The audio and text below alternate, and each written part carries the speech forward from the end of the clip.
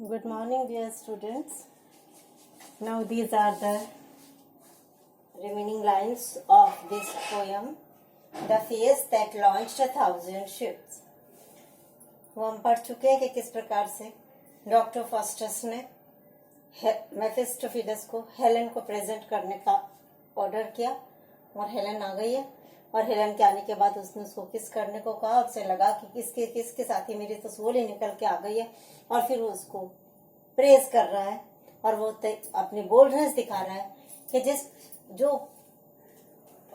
Greek mythology में हुआ, जो होमर की इलियड में बताया गया, वही पेरिस वाला रोल मैं तैयार हूँ अदा करने के लिए।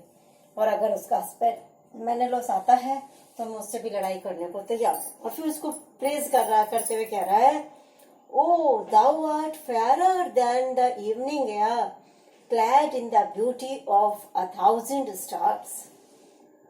कह रहा है कि वो यू, दाउ मीन्स यू, तुम, आर्ट का मतलब are, you are fairer, fair मतलब मोर ब्यूटीफुल, फेयर मतलब ब्यूटीफुल, ठीक है, तुम तो और भी ज्यादा खूबसूरत हो, ब्यूटीफुल हो, देन THN देन मतलब अपेक्षाकृत, द इवनिंग एयर, शाम का समय की जो एटमॉस्फेयर का मतलब atmosphere, the evening itself, clad in, clad मतलब ड्रेस्ड इन, पहने हुए, in the beauty of 1,000 stars, शाम के समय जब आकाश ऐसा सारी शाम ऐसी लगती है कि मानो हजारों तारों की इसने पोशाक पहन रखी हो। पर्सोनिफिकेशन किया है, फिगर ऑफ स्पीच है। पर्सोनिफिकेशन होता है मानवीकरण, जिसमें इनएनिमेट थिंग्स मतलब जड़ पदार्थ या भाववाचक जो संज्ञा होती हैं उनको जीवित मनुष्यों की तरह से जब प्रस्तुत किया जाता है तब हम कहते हैं कि यह मानवीकरण है। और इंग्लिश में उसको बोलते हैं पर्सोनिफिकेशन। तो यहाँ पे इवनिंग इज पर्सोनिफाइड, इवनिंग शाम को पर्सोनिफाइड किया गया है, जिसने कि मानो हजारों तारों की चमकती हुई ड्रेस पहन ली है। तो वो जो इवनिंग का समय होता है, तारे दिखने लग जाते हैं, तारे चमकते हैं, वो बहुत खूबसूरत होता है। लेकिन हेलन तो उस इवनिंग से भी कहीं ज्यादा खूबसूरत है। तो दाउ आर्ट फेयरर, तुम उससे भी ज्यादा खूबसूरत हो, the evening air, clad in beauty of 1,000 stars. ये तो उसकी सुंदरता। अब उसकी जो चमक है, उसकी चमक की देखो उसने कैसे तुलना की है, brighter art thou than flaming Jupiter when he appeared to hapless Semele। ये जो थी सेमली was a human girl, ठीक है, लेकिन and she was so beautiful, इतनी खूबसूरत थी कि Jupiter fell in love with her, Jupiter को उससे प्यार हो गया और वो उसके पास जाता भी था। लेकिन जब जुपिटर की वाइफ को ये पता पड़ा तो उसने एक ट्रिक करी और ट्रिक के अनुसार उसने क्या किया, इसको सेमिली को कहा कि तुम जुपिटर को स्वेर करवाओ, कसम दिलवा के कहो कि वो अपनी पूरी ब्राइटनेस के साथ तुम्हारे सामने आए। उसमें इतनी ज्यादा चमक और अग्नि होती है जिसको कि वो तेज सहन नहीं कर पाई और वो खत्म हो गई, भस्म हो गई उसमें, क्योंकि वो चाहती ही नहीं थी, वो नहीं चाहती थी इसकी वाइफ कि वो इसके प्रति इतने ज्यादा आकर्षित हो, क्योंकि जो उसने पहले कसम खिलवा ली कि तुम पूरी ग्लोरी के साथ, पूरी ब्राइटनेस के साथ मेरे सामने आओ, तो उसको आना पड़ गया।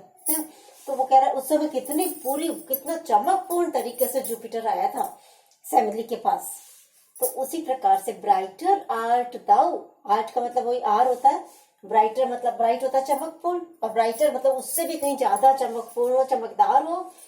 दाउ देन किससे, फ्लेमिंग, वो जो लपट आग लगाता हुआ, burning shining and burning Jupiter when he appeared, जब वो प्रस्तुत हुआ था, टू हैपलेस अनलकी अनफॉर्चुनेट, दुर्भाग्यशाली सेमिली के साथ। 3 चीजें बताई हैं उसने हेलन की, एक तो उसकी फेयरनेस, दूसरी उसकी ब्राइटनेस और तीसरी उसकी लवलीनेस। जो तुम्हारी लवलीनेस है उसकी तुलना आप देखते हैं किससे किया, more lovely than the monarch of the sky. जो सम्राट है, मोनार्क मतलब होता है एम्परर, सम्राट, AMPEROR, ठीक है, एम्परर, सम्राट जो स्काई का था। इन वॉन्टन अर्थुजास एज्योर आर्म्स, ये भी अर्थुजा जो थी एक निम्फ थी जो सेमी गॉडेस होती हैं, बहुत खूबसूरत थी। डायना जो goddess of hunting and chastity है, जो कि वर्जिनिटी की, कौमार्य की और शिकार की भी देवी है, वो भी इसको फ्रेंडली थी। तो ये उसके साथ अक्सर शिकार खेलने जाया करती थी। एक बार जब हंटिंग के बाद वो आती है तो पानी में नहाने के लिए जाती है, तो जो गॉड होता है, ये जो इसने तो स्काई कहा है, वैसे मिथोलॉजी में उसको सी का कहा है, समुद्र का। वो जो प्रिंस था उसका, उसने सी का, उसने जब देखा कि ये तो बहुत खूबसूरत है, तो वो एक ह्यूमन फॉर्म बना करके वो जब आया है अर्थुजास के सामने, अर्थुजास को पहचान गई और वो भाग रही है, वो भी उसके पीछे भाग रहा है। लेकिन जब उसने देखा मैं पकड़ में नहीं आऊंगी इसके, तो she prayed to Diana, goddess of chastity, जो उसकी फ्रेंड थी, उसको उसने रिक्वेस्ट करी कि मुझे बचाओ। तो उन्होंने क्या किया, उसको फ्रेश वाटर फाउंटेन, उसने उसको पानी के झरने में बदल दिया। पानी के झरने में बदलने के बाद उस प्रिंस ने भी क्या किया, अपने आप को नदी के रूप में कन्वर्ट कर लिया और नदी बहते हुए जाकर के वो उस झरने से मिल गया, ठीक है। पर उसका जो as a human being, as a nymph, उसकी चेस्टिटी जो थी, उसकी वर्जिनिटी जो थी, वो भंग नहीं हुई। तो इस प्रकार से वो इतनी प्यारी लग रही थी। तभी तो वो सन गॉड, या इसने जो कहा है कि ये मोनार्क ऑफ द स्काई, नहीं सॉरी,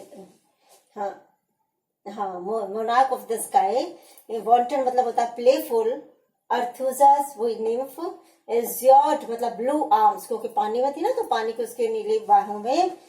तो उस समय when the monarch of the sky reached अर्थुजा, ठीक है, जब वो अर्थुजा के पास पहुंचा और उसके एज्योर्ड आर्म्स में, ब्लू आर्म्स तक पहुंचा, प्लेफुल अर्थुजा की आर्म में, उस समय अर्थुजा जितनी लवली लग रही थी, उससे भी कहीं ज्यादा लवली तुम हो।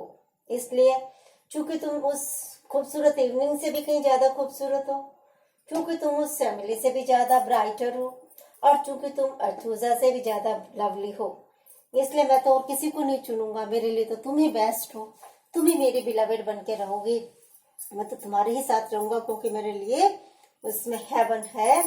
इसलिए वो कहता है एंड नन बट दाउ, और कोई भी नहीं, बट का मतलब सिवाय, except you should be my paramour, paramour मतलब बिलवेड, माई कंपेनियन। तो